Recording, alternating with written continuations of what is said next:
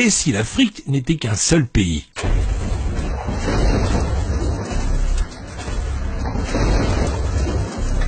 L'Afrique est un continent qui couvre 6% de la surface terrestre et 20% de la surface des terres émergées.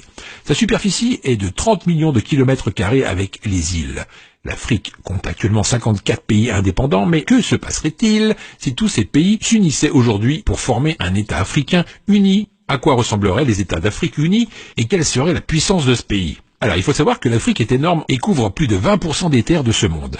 Il fait environ 3 fois la taille de l'ensemble de l'Europe. 1,2 milliard de personnes vivent actuellement en Afrique, soit 16% de la population mondiale. L'Afrique connaît actuellement le plus grand boom démographique du monde. La population du continent a doublé depuis 1990. Selon les estimations officielle de l'ONU, le continent devrait dépasser les populations de l'Inde et de la Chine réunies en 2100. La population de l'Afrique devrait atteindre 4 milliards de personnes d'ici 70 ans et va représenter plus de 39% de la population mondiale. La population de l'Afrique est actuellement la plus jeune au monde avec un âge médian de 19,7 ans comparé à la moyenne mondiale de 30,4 ans. Les taux d'alphabétisation sont également bas avec seulement 64% de la population considérée comme alphabète. Mais cela varie de région en région.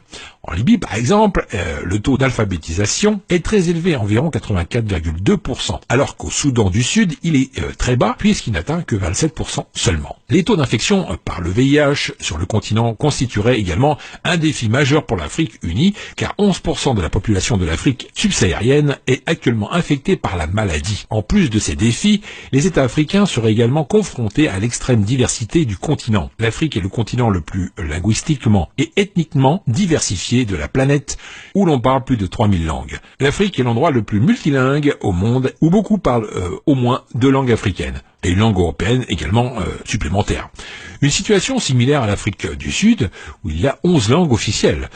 En Afrique du Nord, la langue la plus utilisée, c'est bien sûr l'arabe, et elle est parlée pas moins de 70% de la population vivant dans cette région. Nous avons 20% de la population vivant en Afrique du Nord qui parle le berbère. Dans les pourcentages restants, on y trouve l'anglais, le français et le portugais. Et pour la religion de cet État, 47% de la population serait musulmane, 47% serait chrétienne, 10% restera toujours dans les anciennes traditions africaines et 2% seraient athées ou sans religion. Passons maintenant aux 10 plus grandes villes de cet État. La plus grosse ville serait sans doute le Caire, avec une population estimée à 23 millions d'habitants, et en deuxième place, le Lagos, avec 22,9 millions. Ensuite, nous avons le Gauteng, avec 13 millions, puis Kinshasa, avec 12 millions, Nairobi, avec 8 millions, Luanda, 7,9 millions, Alger, 7,8 millions, Khartoum, 7,3 millions, Ibadan, 7,7 millions, et en 10e place, Dar es Salaam, avec 5,6 millions d'habitants. En ce qui concerne la puissance militaire de cet État, alors là, c'est du lourd, mes amis. L'État africain uni pourrait aligner plus de 5 millions de soldats. Elle pourrait avoir également 7 millions de réservistes.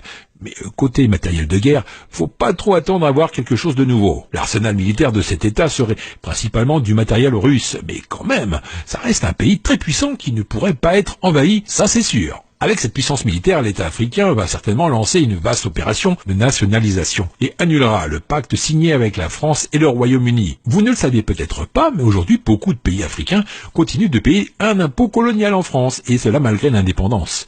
14 pays africains sont obligés par la France, à travers le pacte colonial, de mettre 85% de leurs réserves à la Banque centrale de la France, à savoir le Bénin, le Burkina Faso, la Guinée-Bissau, la Côte d'Ivoire, le Mali, le Niger, le Sénégal, le Togo, le Cameroun, la République centrafricaine, le Tchad, la République du Congo, la Guinée équatoriale et le Gabon. Enfin, sachez que la France ne leur permet d'accéder qu'à seulement 15% de leur argent par an. S'ils ont besoin de plus, les pays africains doivent emprunter.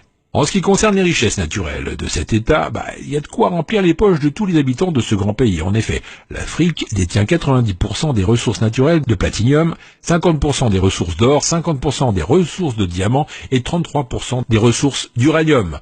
Avec la mainmise sur toutes ces ressources naturelles et la nationalisation de tous les projets de pays étrangers pris de force en Afrique, cet État aurait un PIB de 3000 milliards d'euros. Ce qui la classera comme 5e puissance économique dans le monde, derrière l'Allemagne et devant les Royaumes-Unis et la France. Voilà mes amis, encore plein de choses à vous apprendre, c'était bien sympathique, on arrive à la fin de cette vidéo, partagez-la avec vos amis Facebook, Twitter et les autres réseaux sociaux. Pour moi, je vous retrouve dans la prochaine vidéo, juste après, qui s'affiche sur l'écran. Allez, à tout de suite.